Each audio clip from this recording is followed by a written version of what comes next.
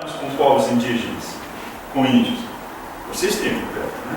Os Guarani, temos Canhangani. No sul, Chocane, também, Todos. No Brasil são 342 tribos diferentes. O Guarani não consegue conversar com o Canhangani na sua língua, são línguas totalmente diferentes. São 182 línguas indígenas no Brasil, 182 línguas diferentes. E elas são muito lindas, elas são completas. No Brasil, temos vários, a gente fala assim, vários troncos linguísticos. E um deles, do povo lá de Rondônia, de Paraná, Cinta Larga, Zoró e Gavião, é uma língua tonal. Uma língua que tem 5 tons diferentes. A mesma palavra, com a tonalidade diferente, pode significar outra coisa. É simplesmente fantástico. A palavra de Deus, quando foi traduzida para eles, porque esse é o nosso trabalho, traduzir a palavra de Deus, porque eles só crerão. Eu vou fazer uma afirmação muito ousada. Quando ouvirem a palavra de Deus na sua língua. Porque o que adianta a gente ouvir algo que a gente não entende? Adianta alguma coisa? Nós precisamos ouvir com entendimento. Paulo disse que preferia dizer uma palavra com sentido do que 10.000 sem sentido. A parábola do bom do bom terreno, da semente que cai no terreno, ela cai em 4 lugares. Vocês se lembram quais são os 4 lugares? Primeiro é o terreno, né? À beira do caminho. À beira do caminho. A outra no meio das pedras. A outra no meio dos espinhos. E a última? Terra boa. O que aconteceu com a primeira? Espaço. Levaram embora. Ela não fez nada. A segunda das pedras. Porque as pedras não deixaram, aí morreu. A dos espinhos germinou e foi sufocada. Ela germinou e foi sufocada. E a outra, na terra boa. Aí o Senhor faz a aplicação nas 4, lembra? O Senhor faz a aplicação. Na segunda, a das pedras, ele fala sobre as dificuldades, que não teve profundidade. A terceira, que caiu entre os espinhos, diz que a preocupação com o mundo, né, enche tanta cabeça que sufoca. E a pessoa esquece a palavra, nem isso mesmo. E a quarta, ela nasceu e deu fruto a 30, a 60 e a 100. O Senhor só não faz comentário a respeito da primeira. Por que ele não faz comentário a respeito da primeira? Diz que ela caiu à beira do caminho e comer. Mas ele diz que tem uma outra afirmação, ele diz: a que cai à beira do caminho diz, e não entendendo, ela não germina. Aí o pássaro, naquele sinônimo é o diabo, uma aplicação, vai e leva. A palavra, quando não tem entendimento, nem nas pedras, nem como pedra semeada entre pedra, nem entre espinhos. A palavra, quando não tem entendimento, não acontece nada. Por isso que a gente precisa pregar com entendimento. A gente tem que pregar de tal maneira que as pessoas entendam. É preciso comunicar. Adiantaria eu falar para vocês assim: a data trecé é data eropaqui, a data trebaú tuparé trecorra. Acorraçou. Não conversei nada. Adiantou falar alguma coisa? Eu perdi.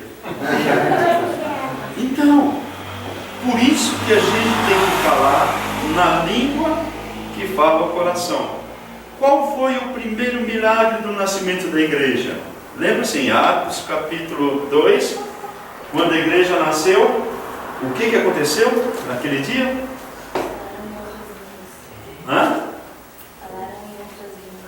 pessoas falavam e as pessoas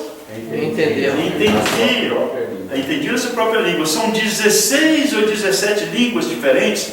E um falava para o outro assim: não são estes judeus ou galileus? Porque nós entendemos das maravilhas de Deus na nossa língua. As grandezas de Deus, o texto fala, as grandezas de Deus é entendido na sua própria língua. Então a palavra de Deus mostra que tem que ser pregado o Evangelho na sua própria língua. As pessoas precisam ouvir na própria língua, com entendimento. De vez em quando eu estou falando, eu me empolgo, aí eu fico animado, aí minha esposa sentada lá atrás fala assim: devagar, porque o pessoal precisa entender, acompanhar. E é verdade, irmãos. Palavras ao vento não tocam no coração. Ela precisa vir na medida certa em nossa alma. Porque, para que pregar o Evangelho aos índios? A palavra de Deus disse, o Senhor disse: ide por todo mundo e pregar o Evangelho a toda criatura. E os índios estão onde aí? Toda criatura. Tal qual nós vamos para a Argentina amanhã. O espanhol é o português mal falado, né? A gente consegue entender e conversar em espanhol, mas a Darlene está morrendo de medo. E não é fácil a gente estar, não entender o que os outros falam. A gente fica doidinho, a gente fica apavorado. Quantas viagens eu fiz para fora? Certa ocasião eu estava na Alemanha, uma semana de reuniões, só em inglês, e aí eu já não aguentava mais. No primeiro dia, o meu inglês foi embora, né? Aí o segundo, até o quinto, era só encher a cabeça, não aguentava. Aí peguei um avião para Portugal. Aí quando eu chego em Portugal, o avião vai, pousa, aí vem o ônibus e vai levando a gente. Quando chego perto do aeroporto, aí eu li, aí eu entendi, falei: uau, eu estou entendendo. Está escrito em português, né? Portugal. Eu estou entendendo. Aí, entrada. Eu cheguei para um guarda e falei: bom dia. Ele falou: bom dia. Eu falei: como é que está o senhor? Estou bem. Eu conversei com todo mundo, com o zelador, com o guarda. Eu queria conversar, porque uma semana sem falar português, gente, já a cabeça da gente explode. Tem que falar ao coração. Por isso o Senhor disse: ide por todo mundo, pregar o Evangelho a toda criatura, em todos os lugares. São 6.500 línguas diferentes no mundo todo. A gente acha que só tem o nosso português, né? E português do sul, né? Vocês nem acham que tem português do nordeste, né? São 6.500 línguas, e destas, 1.919 línguas não tem um versículo sequer da palavra de Deus. E sabe o que a Bíblia diz em Romanos, capítulo 10, versículo 17? Falando da referência, talvez vocês não vão se lembrar. Mas se eu começar a dizer: a fé vem pelo ouvir, aí vocês sabem completar, né? A fé vem pelo ouvir e ouvir da palavra de Deus. De onde é que vem a fé? Do ouvir. Ouvir qualquer coisa? Ouvir o quê? A palavra de Deus. A fé vem pelo ouvir da palavra de Deus. Se eles não têm a palavra de Deus, se eles não ouvem a palavra de Deus, eles não têm fé. E se não têm fé, não são salvos. Eles não invocarão o nome do Senhor, porque todo aquele que invocar o nome do Senhor será salvo. Só quem invocar o nome do Senhor Jesus. E como invocarão aqueles que nunca ouviram? Como ouvirão se não há quem vai pregar para eles? Então é preciso que eu e você, que nós preguemos a todas as pessoas. Por que Cristo não vai para outro lugar pregar? Por que vai pregar para os índios? Irmãos, porque nos céus, a igreja do Senhor Jesus Cristo, a igreja, a noiva, a igreja chamada de noiva, ela vai subir e vai encontrar com o Senhor Jesus nos ares. A igreja do Senhor Jesus Cristo, ela contém membros, pessoas de toda tribo, língua, povo e nação. Onde é que está escrito isso? Em Apocalipse, capítulo 5, versículo 9, que diz: porque foste morto, e com o teu sangue compraste para Deus os que procedem de toda tribo, língua, povo e nação. E para os nosso Deus os constituíste reino e sacerdotes. A igreja do Senhor terá pessoas de toda tribo, língua, povo e nação. E ela vai subir no arrebatamento, vai encontrar com o Senhor Jesus nos ares.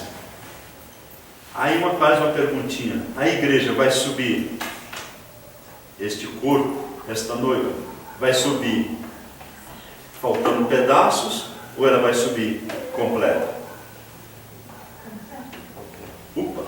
Completa, bonita, adornada, com joias. A igreja só vai subir completa. E para ser completa, ela tem que ter representantes de toda tribo, língua, povo e nação. E se houver faltando uma tribo que não tem ouvido o evangelho, ela está ainda incompleta. E depois de 2000 anos, quase 2000 anos, não depois, mas quase, faltam só 17 anos para completar 2000 anos, né? Mais ou menos uma conta assim aproximada. Ainda existem 1/3 do mundo que nunca, da população mundial, que nunca ouviu falar de Jesus Cristo, que Jesus Cristo é Salvador. Vocês já viram no Natal a gente fala: olha, no Natal o mundo inteiro comemora o nascimento de Jesus? Não é isso? Mas não é verdade. No Natal, os cristãos comemoram o nascimento de Jesus. Só os cristãos. E os cristãos do mundo são só 2 bilhões. Você podia imaginar? No mundo tem 7 bilhões de almas, 8 bilhões já aproximado. Mas 1/3 do mundo nunca ouviu falar de Jesus Cristo. Você pode imaginar? Não sabe que tem Natal, que Ele nasceu, que Ele morreu na cruz para nos salvar. Não sabe. Por quê? Porque nunca ouviram falar de Jesus. Então nós temos diante de nós uma grande responsabilidade. Qual é? Anunciar o Evangelho de nosso Senhor Jesus. Amém? Essa era só uma introdução, tá? Só para falar, só para apresentar por que estamos. Então nós somos membros da Missão Novas Tribos do Brasil. A Missão Novas Tribos do Brasil é uma instituição que tem 63 anos de idade e que trabalha com povos indígenas ou com grupos pequenos, etnias, no Brasil, no continente africano. E neste ano mandamos o primeiro missionário para a Indonésia, na Ásia, um casal, e eles... Mas vocês já ouviram falar dele? Ele é pessoa, Eliezer. Era de Paraná, a família dele é de Curitiba, né? De Curitiba. A missão trabalha com 50 tribos no Brasil. E atualmente somos 450 e poucos missionários. E o nosso alvo é alcançar os povos indígenas. Bem, já falamos bastante dos índios, vamos para a palavra de Deus, que é a mais importante. Eu tenho um filminho para mostrar para vocês. Vocês querem ouvir o filme antes ou depois? Só uma perguntinha. Sim, tenha toda a liberdade. O primeiro contato com os índios, quando chega na aldeia, não é conhecido para a palavra, é bem seguido por eles, não tem outra pessoa que já vai preparando o caminho lá? Não, é bem fácil, é mais ou menos assim. Como é o senhor, tudo bem? Tudo bom? Prazer, meu nome é Eduardo. Meu amigo. Se fosse assim, seria uma beleza, né? Esse que nunca... Não seria, mas não é assim. Você chega numa tribo, igual naquela, cheguei lá, eu estava mostrando só para eles, aqui não era para mostrar para vocês não, aqui era só para mostrar para eles, mas eu vou mostrar aqui bem aqui antes. A Nancy, deixa eu voltar aqui, voltar aqui, ó. Nós estávamos lá no mato, fazendo essa pista de pouso. Levamos 9 meses para fazer essa pista de pouso. 9 meses, tempo de nascimento da criança. Quando a pista ficou pronta, nós construímos nossa casa. Aí teve o primeiro voo. Aí o primeiro voo para lá foi a Nancy, tá vendo? Eu já estava lá, eu estava jovem, vários meses. Bonita. Sempre bonita. E E aí nós temos 3 filhos, dá para ver os 3 filhinhos ali? O Eduardo, o Edgar e o Érico. Hoje estão todos grandes. Aí, esta era o fogãozinho que desceu. Eu fiz com capricho, viu, irmãos? Eu garanto, eu fiz com capricho o fogãozinho dela. Mas ficou assim, parece um dinossauro, mas é cama. Aqui era o forno, né? E a Nancy veio, antigamente a gente tinha aquela coisa bem simples. Eram 4 homens no meio do mato, imagina 4 homens. Agora não, tinha a mesa, tinha que ter mesa, tinha que ter toalha. Eu estou aqui sem camisa. Aqui estava um colega, Carlos, que era sargento do exército. Aí ele deixou o exército para trabalhar com a gente, fez todo o treinamento. O meu caçula está com o dedo no nariz. Não é coisa feia. E ainda assim tinha uma máquina de lavar roupa, não era Brastemp, mas era uma máquina. Que tamanho? Não tinha falta de água. E essa máquina fazia 2 coisas que nenhuma máquina faz: lavava a roupa, exercitava os músculos e dava banho na criança. Qual máquina faz isso? Uma função. Nenhuma máquina faz isso, sabe?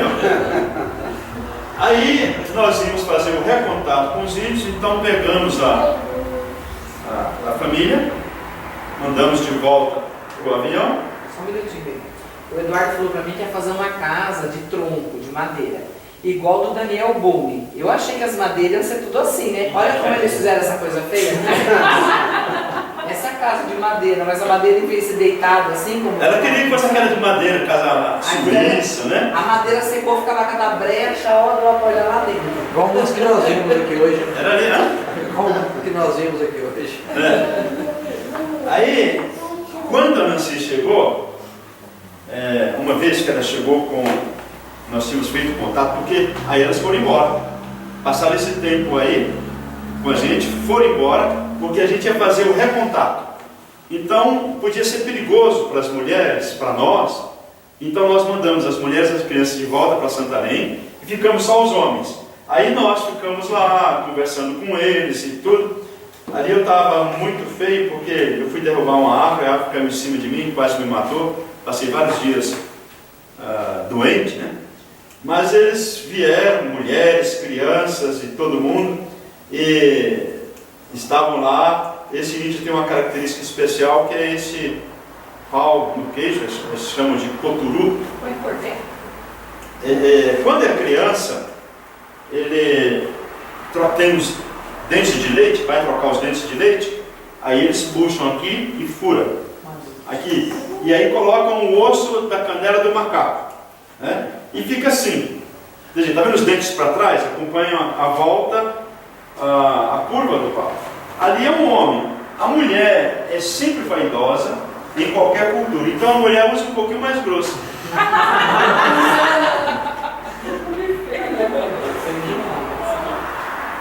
O pior é que eles vão conversar com você, né? Então fica aquele som, por exemplo, vai falar, fica tudo assim, né? Sai desse jeito, né? Vai falar e você vai escutando a pessoa batendo. Aí eles tiram pra lá, né? Mas esta é uma senhora, uma vovó. Aqui em cima ela arranca o pelo da cabeça, né? E aquela nossa casinha bonitinha. Agora a Nancy está aí. Quando a Nancy chegou, primeira vez que ela chegou, o aviãozinho pousou. Aí a Nancy estava lá com o Érico no colo. As mulheres arrodearam a Nancy, querendo saber se a Nancy era mulher mesmo, porque ela conhecia os homens. Mas aí a Nancy estava lá, as mulheres chegaram, as índias, do lado da Nancy. Eu fiquei do lado da Nancy para dar segurança, né? Aí eu estou lá, a Nancy com o Érico no colo, o Érico com medo, e as índias ali ao redor, puxa o cabelo da Nancy e tal. E muito educada, aqueles índios bem preciosos mesmo, a gente gostamos demais dele. Aí chega um índio, fica do meu lado, era o chefe, ele com arco e flecha, ficou do meu lado, o nome dele dá todo. Aí ele fala assim para mim: Duahu, é o meu nome na aldeia, Duahu, Dereraquara, ele estava perguntando: Eduardo, é sua esposa? Aí eu estava aprendendo a língua não é fácil, qualquer língua não é fácil. Aí eu respondi para ele: Dereraquara. Aí ele olhou assim para mim, repetiu a pergunta: Dereraquara, senhor? Aí eu falo para ele com convicção: Dereraquara. Aí ele olha para mim, balança a cabeça e vai embora. Depois eu comecei, quando começamos a aprender a língua mesmo, pronome meu, seu, nós, aí eu falei, misericórdia, o que eu falei para ele? Quando ele perguntou, do Arru, Dereraquara, Eduardo, é sua esposa? Eu respondi, Dereraquara, é sua esposa. Eu tinha que falar Ererequara e não Dererequara. Eu tinha que falar Ererequara, minha esposa. Então não é fácil a comunicação. O primeiro grande obstáculo é a comunicação. Se você não consegue conversar a língua, pode acontecer de todo tipo de coisa ruim. Mas se você conhece a língua, você conversa a língua com eles, é como nós estamos conversando. Porém, eles não sabiam uma palavra sequer em português, porque ninguém tinha feito contato com eles, era a primeira vez.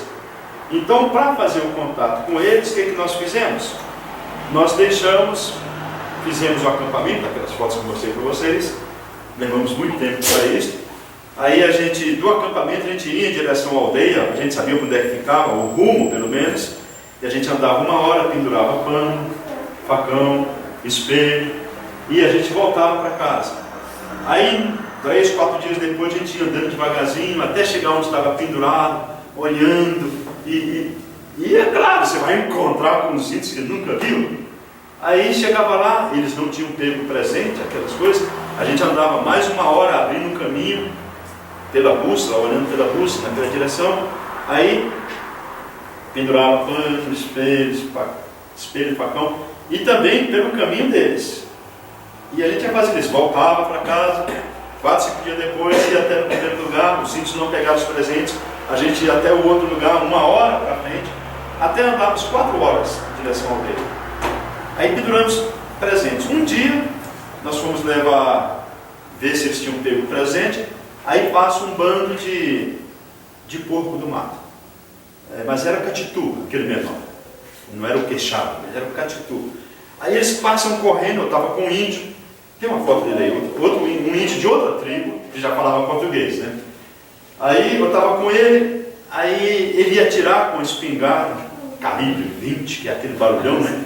Eu falei, não, deixa que eu atiro. Eu tinha um rifle 22, o tiro do rifle 22 dentro do mato não é nada comparado com uma cartucheira, né? Aí eles passam correndo, aí para olha para trás. Ele olhou para trás. Você conhece aquele ditado que a curiosidade mata? Morre também. Ele parou, olhou para trás e eu atirei nele. Era nossa a carne, porque o Carrefour, o açougue mais próximo, ficava a quilômetros de distância. Aí a gente pega aquele porquinho, aí estamos lá olhando, o porco lá, de repente, surpresa, a gente escuta, não, coelho de outra, não, a gente não sabia nada. Eram os índios que estavam chegando, escutaram o tiro e perguntou, oi estrangeiro, o que você está fazendo, estrangeiro? E o Gerani, que era o índio perto de mim, ele começa a falar, e o índio de lá fala, só que depois fomos descobrir que a língua era totalmente diferente e um não estava entendendo o outro. Mas como nós contratamos aquele, para ele ser o nosso intérprete, então ele falava porque ele queria receber o salário dele, mas ele não estava comunicando nada com a língua do outro, a gente não entendia.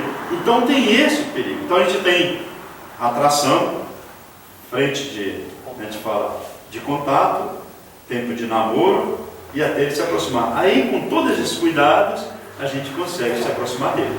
Agora, se a gente vai numa aldeia que já tem gente que já visitou, a gente vai conversar com aquela pessoa que visitou, a gente vai conversar, ver se tem algo escrito a respeito deles, a gente faz o histórico para poder aproximar e aí fica muito mais fácil. Sempre é surpresa, sempre é algo especial, mas um grupo isolado, aí sim, aí é bem diferente mesmo, é bem complicado. Eduardo, só licença aí, lembrei de uma coisa, se os irmãos um dia tiverem tempo para ver aquele Terra Selvagem, né? Isso. Há alguns irmãos que foram na aldeia e foram mortos, né? Isso. Por Os causa missionários para trabalhar com o povo, o Adônia, Alca, né? Acho que já foi. Equador. É algo muito interessante. Mas eu tenho para vocês outro para mostrar para vocês, mas o horário está tão avançado que eu não vou mostrar. Não, essa é a nossa família, essa missão Novas Tribos do Brasil. Ore, contribui, participe. Essa foto é muito, mas muito interessante. Ela me marca profundamente. Nosso irmão piloto, Sadio Francisco, esse moreno aqui, e ele mora em Londrina. Hoje ele mora em Londrina. E na época ele morava em Santarém e nos dava um voo por mês. A gente pagava só a gasolina para ele, assim, para ele levar comida para nós. Levar comida, buscar. Uma vez por mês ele dava um voo para a gente. A gente pagava só a gasolina. E Deus sempre cuidou da gente. A gente faz uma pergunta: quem é que sustenta você? Quem é que paga você? Como é que essas coisas acontecem? Então, essa foto aí, ela é muito especial. Ela é muito especial porque ela mostra como é que Deus cuida da gente. Na cidade, ficava... Eu tenho um videozinho, eu posso mostrar para vocês aqui. Ele é bem rapidinho. Eu vou mostrar para vocês enquanto eu conto essa história. Na cidade, ficava um piloto, um irmão que cuidava das nossas compras. E ele, e uma vez por... Deixa eu ver aqui.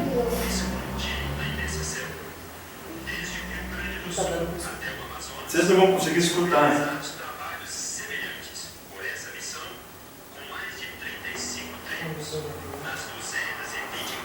Eu não tenho como aumentar. Aí dá pra ver, tá vendo a data lá? 1989, vamos ver se eu aumentei. Não é do computador, não está tendo.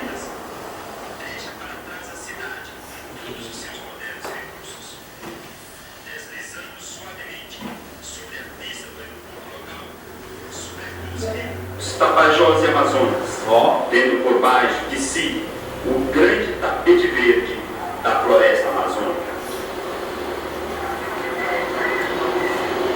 Realmente é algo fantástico. O tamanho da nossa floresta amazônica. Os missionários faziam esta viagem a pé. Levavam meses de trabalho por debaixo da imensa selva, isolados do mundo nessa grande obra.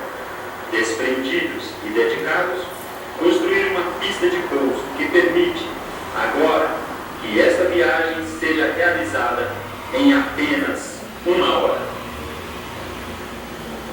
Mas qual a razão de todo esse esforço? Por que expor a vida desses homens em constante perigo? O que os motiva? O que os impele a este sacrifício?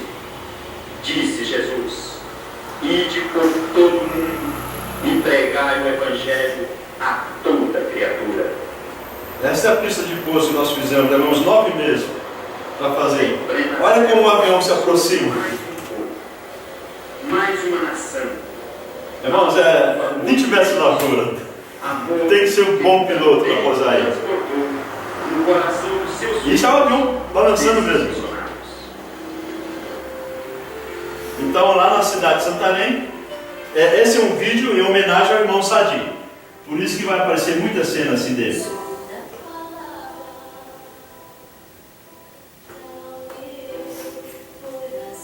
Essa é a nossa base de esperança, onde nós tínhamos a casa. E aí o irmão Sadi está se aproximando. E os índios que vão chegando e vendo a... Esse é o Davi. Esse de calção vermelho é nosso filho, na tribo. Isso.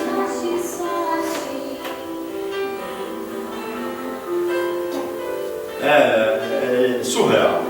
É algo simplesmente fantástico. Vidas preciosas no meio da selva.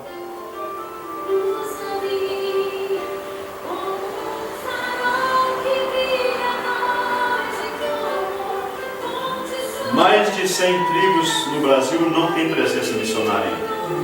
Mais de 100. Não tem missionário para colocar entre eles.